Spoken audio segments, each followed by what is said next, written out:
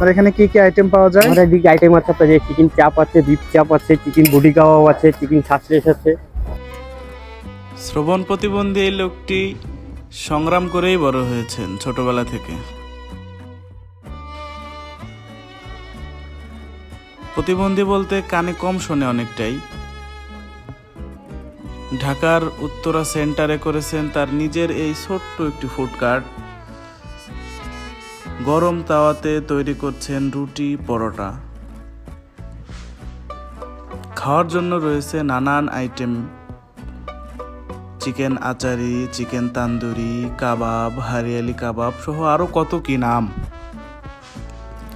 এই সব কিছু তিনি শিখেছেন ছোটবেলায় একটি রেস্টুরেন্টে চাকরি করতেন সেখান থেকে।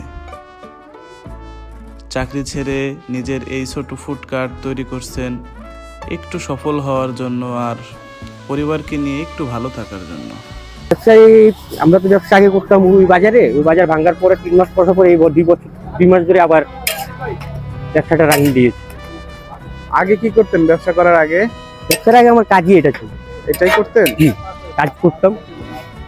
কোন রেস্টুরেন্টে কাজ করতেন? জি, আপনি যে মিরপুর 11 কালু কাবাবে।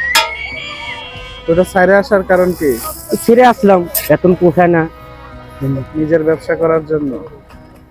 জিনিসের দাম বাড়ছে, সবকিছু খরচ বাড়ছে, ঘর ভাড়া বাড়ছে, তাই তো?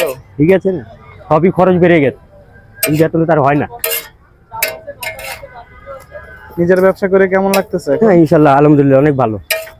ব্যবসা করে ডাল ভাত তো খেতে পারতেছি, ভালো আগে আছে? তো অনেক ভালো আলহামদুলিল্লাহ, আল্লাহর কাছে লাখ লাখ শুকর আলহামদুলিল্লাহ।